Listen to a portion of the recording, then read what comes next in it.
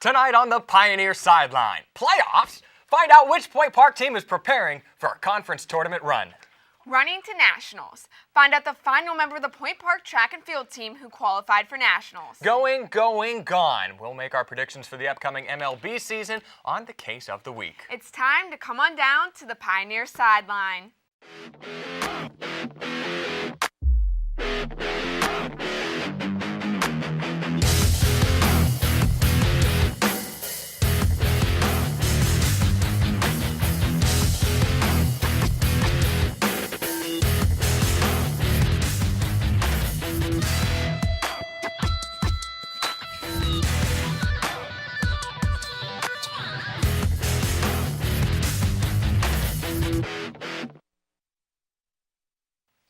The regular season is finally over, and it's time to get into the conference tournament.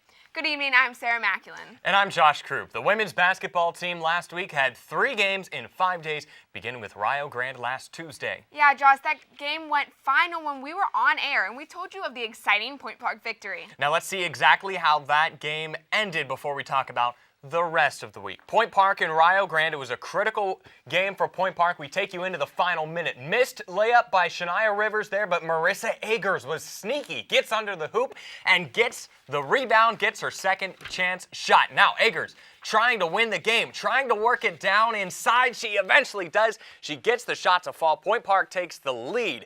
Next, Rio Grande possession. They're trying to tie it. It's not going to go for them.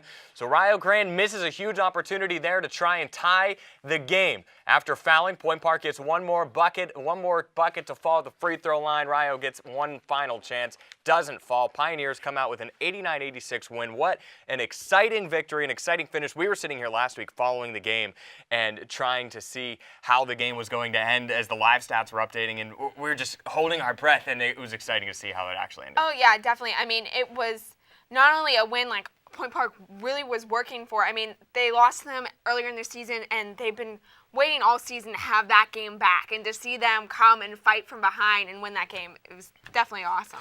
Let's break down the rest of that week. We bring in Allison Schubert. The regular season's over now. Where does Point Park stand, and as we head into the conference tourney? So Point Park, I mean, they got that win at Rio Grande. They went and got the win 2 days later at OCU at Ohio Christian, and then they weren't able to win against that West Virginia Tech team that beat us early in the season. But we sit at 4th place right now in the playoffs. Unfortunately, Tech does get the tiebreaker there, so they're sitting in 3rd. We face Alice Lloyd tomorrow night, and we're leaving tonight for that. So you mentioned we're facing Alice Lloyd, so kind of preview that matchup for us a little bit, and how does Point Park look to fare against Alice Lloyd? Sure. So we were one of 3 teams during the regular season who beat Alice Lloyd. Alice Lloyd is a strong powerhouse in the West, but I think Point Park's better. I think we are gelling as a team more this season than Alice Lloyd is. Alice Lloyd's a good shooting team, but I was talking to Bailey Bulika earlier this week, who said that they have kind of a new press that they've been working on that they think, or that she thinks, will really stop them from getting those outside shots. So I think that's going to be really interesting to see. Now, Wednesday at Ohio Christian, Point Park rested a lot of its star players. How healthy is the team going into this conference tournament game against Alice Lloyd? Well, when I talked to Coach, he did say that those 5 players do have some bangs and bruises here and there. He mentioned a few players had ankle injuries, one with a hip, one with a foot, I believe. So they're kind of bruised. They're not like hurt, like to the point of not being able to play. Exactly, right. Exactly. They're just sore. So they've been playing up to their best ability. Coach was happy with how they played against Tech. It was just didn't go their way, unfortunately. But I think we'll be able to fare well with what injuries, if you call them that we have. Now, you talked about Alice Lloyd having a good offensive shooting game. So how can Point Park, their defense has been phenomenal all season. What are some of the keys to victory in this Alice Lloyd game if the Point Park wants to continue on into the River States Conference Tournament? Well, one thing they struggled with Tech is their rebounds. They were out-rebounded 62-33, which is huge, and that's definitely something that contributed to that loss. So I think getting those rebounds both offensively and defensively is something that they're really going to have to hone in on during this Alice Lloyd game to really get that win. And then I think just take it defensively. When they play their game, they're, I don't want to say unstoppable, but they're amazing. Sure. So as long as they play their game and they can really stop them on defense and limit those rebounds that they let Alice Lloyd get, I think they'll be able to move on. And finally, real quickly, if Point Park wins against Alice Lloyd, what's next? So they'll face the winner of the IU East Midway game, and you have to assume that's going to be IU East.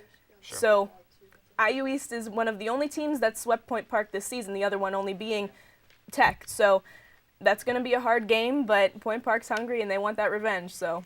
And the last time Point Park faced IU East, it came down to the wire, and Point Park let that one slip barely, and we'll hope that Point Park gets IU East and gets that third chance at the Red Wolves. Thank you very much, Allison. Now, the men's team ended the 2018 regular season without a victory. It was less than ideal, Sarah. That's right, Josh. And Point Park ended the season with consecutive 100-point losses without some of its top players. Yeah, it was a tough finish, and one of the Pioneers' opponents' top players had a game for the record books. Let's check out the Ohio Christian Trailblazers taking on the Pioneers of Point Park. This is a game the Pioneers would like to put behind them. The kid you're seeing shooting on your screen, his name's Jalen Hearn. This was his senior night for Ohio Christian, and he poured in 19 threes. In the history of the NAIA, nobody has scored more. Hearn put in 59 points, a season high in the country, and he set the NAIA record of three-pointers in a game. Now, the two teams combined for the NAIA record in three-pointers made, but Point Park only had 8 of them. This wasn't even close. Jalen Hearn shot the daylights out of the gym, the most points the Pioneers have ever given up in a game. They lost by 80, a 157-77 final, and it was a game that they have to move on from, and after this, they ended up getting blown out the next game against West Virginia Tech. You said a couple of 100-point losses, and this is not the ideal way to end your season, but it's a tough way to end your season without some of your star players. Yeah, we were searching all season once it kind of things started to go downhill. We were hoping for that high note, hoping for that one more win at least on the season, and unfortunately, injuries, academic suspensions, this season kind of from the get-go, it wasn't in the cards for the men's team. And Taylor Sprito's here to break this season down. And Taylor, they didn't have Daniel King. They didn't have Fusini Kanate these last few games. How much did that impact this team? Daniel King and Fusini Kanate really made up their core. I mean, Fusini Kanate was the leading rebounder on the team. Daniel King was the leading scorer. And with Fusini Kanate being a senior, it really just disheartened this team. I mean, just losing those two best players obviously, puts a damper on their performance, but it just puts a damper on their mindset and on their heart, and that really showed with especially these last two games, like you said, getting blown out in 2 back-to-back 100-point games. Now, there's not much positive to take from this season, but if there is something looking ahead to next season, what can the men's team kind of take into next season to shed some light on what happened? Well, the fact that they gave up these 100-point games really doesn't make sense because of their great defense. I mean, they've been beating every single team that they have faced for the most part in turnovers. I mean, they were better with turnovers with Ohio Christian, even if it was only by 1. The turnovers for WVU Tech was 14-8. That's something that they can really build on next year. Just keep getting that defense up because I'm sure you guys have heard, but defense does win games. And even though that doesn't show here, it could possibly show into next season. Right, and defense did take a step forward this season, despite the team giving up the most points in its history on a per-game average basis. Last year, the third most. So the last 2 seasons, the team just hasn't been strong. And hearing from Coach Gabe Boban, he says that if you take anything away from this season, it's that the guys came out every single night. And they showed each other what it means to get back on that floor. Going into next year, losing Fusini Kanate, Gavin Rajapale, and Rashawn Roberts, now it's on Coach Boban to get his recruits, right now going into his second full season. Mm-hmm. And you also have to put a little bit of pressure on Daniel King. I mean, Sure. Assuming that he's going to be coming back next season fully, or at least, healthier than he ended this season, obviously, with being out the last 4 games. You're going to put a lot of pressure on him, but I think that he's going to be ready to step up to the challenge, especially leading the team in points with being a sophomore. It only can go up from here for him. He's a special talent. Yeah, definitely. I mean, you got to hope that with these off-the-court issues, having some of those guys back next year, along with hopefully some new recruits, things kind of start to turn around for the program. Yes, that's for sure. Thank you so much, Taylor, for your coverage all season long. That'll do it for the men's basketball season. And let's turn the page. Coming up next, find out how the Point Park cheer and dance teams are preparing for their trip to regionals. And later, how does the playoff picture look for the Pittsburgh Penguins? We'll have that and more next. Don't go anywhere.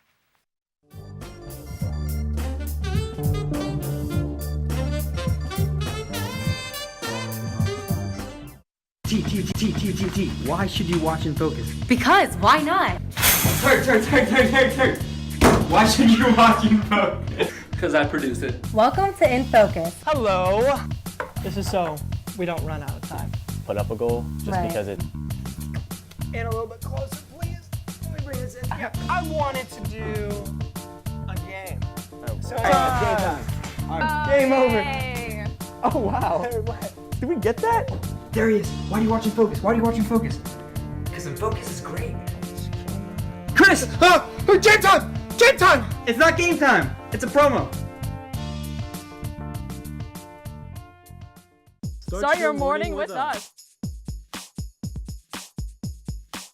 I'm your host, Jess Paterchek. And I'm your host, Alex Gross. Good morning and welcome to another episode That is what of happened at the Daybreak. I'm your cathedral. host, on Monday. WPXI. The state wants to This take Monday. $357 million out of a trust fund that Some is of that typically wintry devoted mixed stuff could get me. I'm gonna care for you. What up? The diva himself. Only on Daybreak. 55% of all U.S. multiracial adults have been subjected to racial slurs or jokes. Where were you born? Being smart, pale, for a Filipino, to go back white. to Mexico. There goes that black boy over there. You like fried chicken because you're light skinned. You are a cop. You think that you're better than us. The N-word. You're good at jumping or climbing. Border hopper. Made taco. English your second language. Where's your green card? Cut the jokes, stop the stereotypes.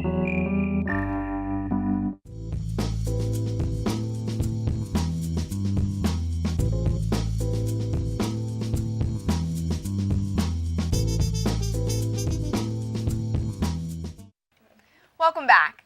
The regular season is officially over for the track and field teams as well. And they were able to secure one more national qualifier at the season finale last weekend. After barely missing the national qualifying marks all season long, Xavier Stevens finally qualified for the NAIA Nationals last weekend at the Kent State University Tune-Up. Stevens qualified in the 1,000 meters and finished second of the event at the meet. He'll join jumpers Dry Davis, Sean Berry, and Chance Callahan at NAIA Nationals next weekend in Pittsburgh, Kansas. Stevens has come within tenths of seconds in the 800 meters all season long, but been on the wrong side of conversions made due to competing on larger tracks. On the women's side, no new qualifiers last weekend, but Anna Shields and Anna Benitez both improved their already national qualifying times this season at Kent State. Shields set a new personal record in the 800 meters to win the event. She now has the top times in the NAIA in the 600, 800, 1,000, and the mile. Benitez improved her school record triple jump leap to 8.88 meters, claiming the third best jump in the country this year.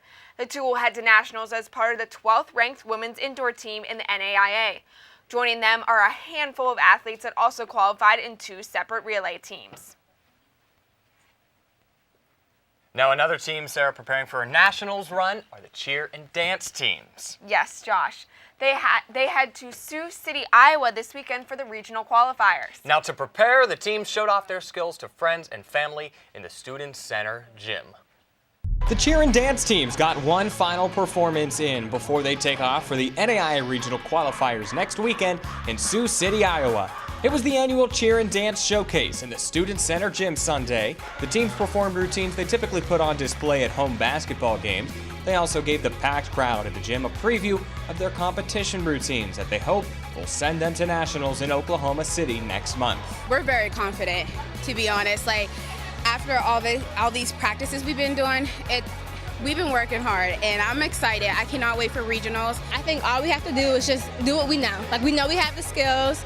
We know we're qualified. So I think all we have to do is just give it our all, leave it all on the dance floor, leave it all on the mat, and we'll be good to go. The teams last year in the inaugural varsity seasons came up just shy of the regional qualifiers of reaching NAIA Nationals. We did start the competition routine a lot earlier this year. We were more ahead of the game. We did start competing earlier as well. So I do think we're better prepared, and the skill level is much higher this year too. The teams also used Sunday to honor the graduating senior class. That's helped transform the program from a club to a university-sponsored sport, now in its second year. And honestly, I'm just so happy as I'm leaving out, just to see that it's going to be passed down to other teammates who are just as passionate about it. It grew so much over the past years. We started as a club, now we're a sport, and I really love it because I know our coach Bettina is just going to take it farther and farther. They really have just done everything to help me, to keep me going, give me ideas on what we can do to change things and make things better, and we really appreciate all of their help. The NAIA Northwest Regional Group Tournament is slated for Friday, February 23rd. Well, certainly best of luck to everybody getting ready to compete at the big stage this weekend. Yes, definitely exciting for Point Park sports. Coming up next, while several sports teams at Point Park are preparing for what's next, our Pittsburgh sports teams are doing the same. We'll catch you up on the latest regional sports news. And later, will the Houston Astros come out on top again, or will someone from the National League shine this season? We'll have our baseball preseason predictions and more next.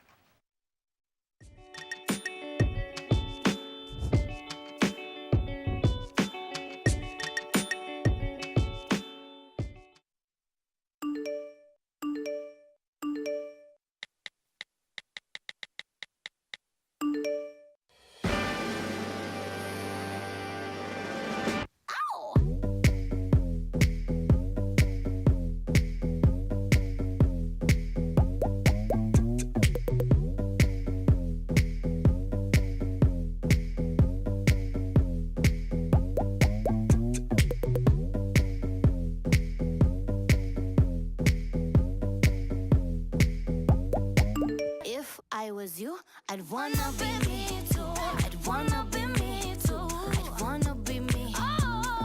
If I was you, I'd wanna be me too. I'd wanna be me too. I'd wanna be me too. If I was you, I'd wanna be me too. I'd wanna be. Spending just 7 minutes climbing stairs each day cuts your risk of a heart attack in half over 10 years. Sure, elevators are convenient, but you burn twice the number of calories just going upstairs than you do while jogging. Think about how long you spend waiting for elevators.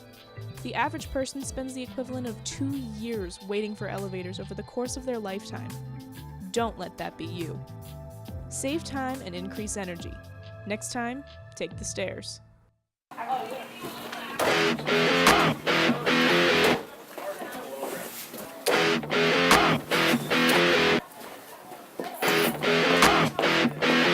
Let's go.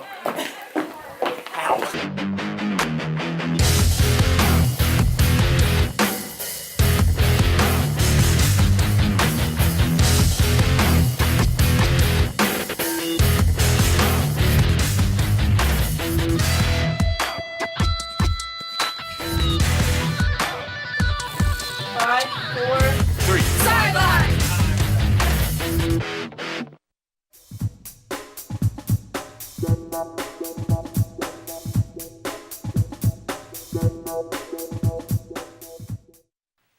Welcome back. The Pittsburgh Penguins have been on a hot streak as of late, and the Pittsburgh Pirates reported to spring training last week. For more on that and what's going on regionally in sports, we send things over to Delaney Vomis. Delaney? Thanks, guys. If you doubted the Penguins earlier this season, then you better rethink your evaluations. The Pittsburgh Penguins are back on top, taking over first place of the Metropolitan Division.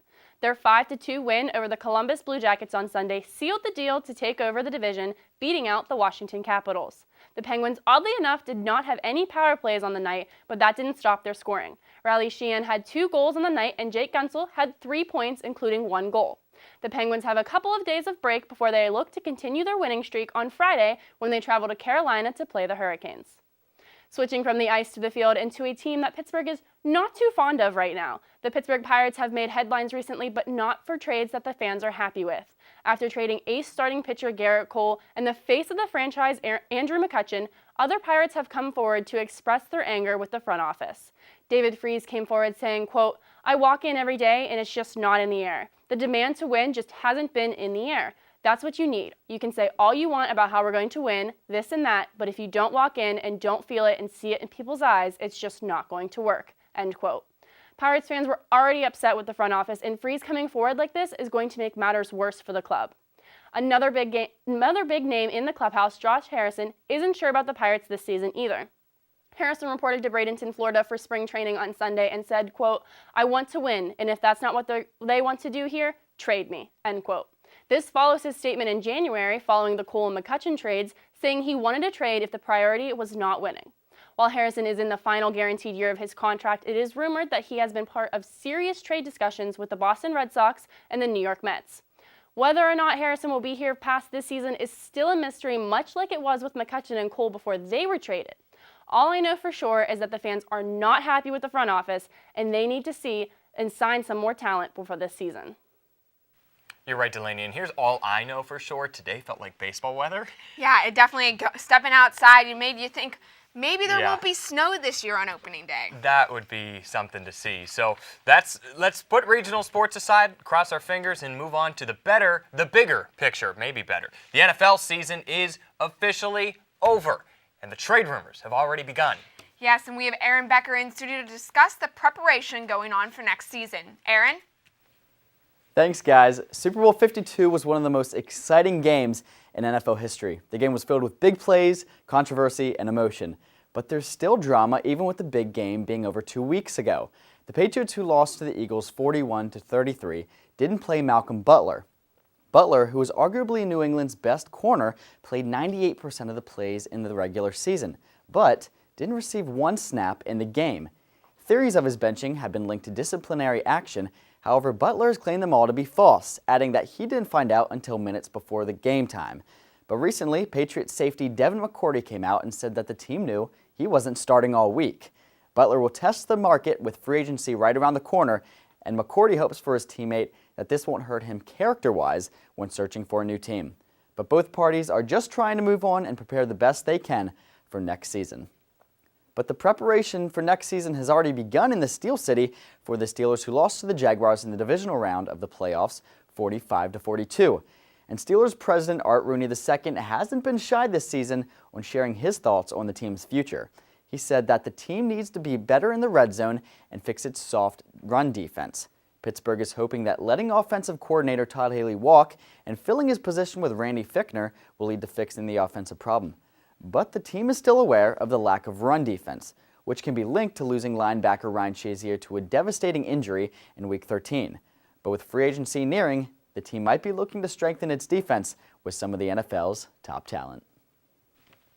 Thanks a lot, Aaron. Coming up next, with the NFL season wrapped up and spring hopefully on its way, as we said, it is time to set our sights on baseball. We'll bring in our reporters to debate who the favorites are shaping up to be this season in the MLB. All that and more next.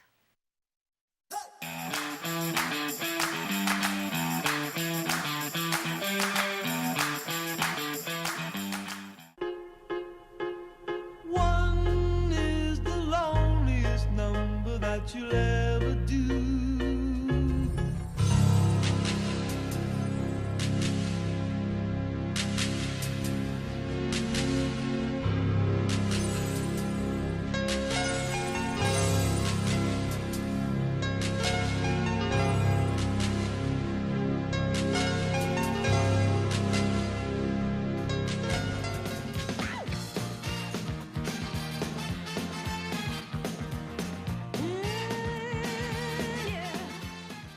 What's one word to describe CAB? Welcoming. Community. Creative. Experiences. Family. Openness. Pineapple.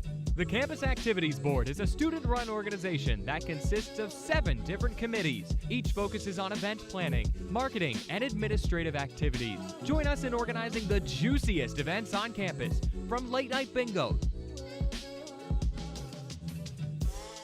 to festive dances to our team bonding meetings. Follow us on Twitter and Instagram at Point Park Cap, or like us on Facebook at Campus Activities Board at Point Park University. Good evening and welcome to Newsnight. I'm Josh Troop alongside Jess Paterchak. Defending his decision to kick out 15 Cuban diplomats from the United States. Thanks, Allison. Fitness on Demand has returned to Point Park. Residents fear that Mount Agung will have a repeat of 1963's eruption. 2-star NFL quarterbacks made the headlines this week after wrapping up. Thank you so much for joining us this evening. That's your news tonight. For Nick Tomarello, I'm Alex Grubbs. Have a great night.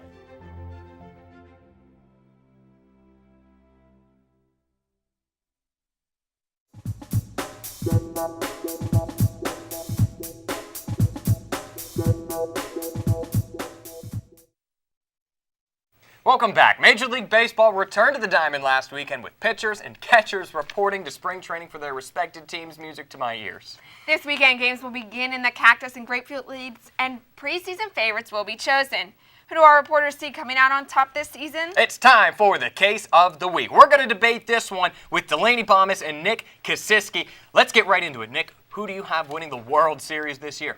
Detroit Tigers. Oh, my God. Who is this All guy? the way. What? Is this 2009 again?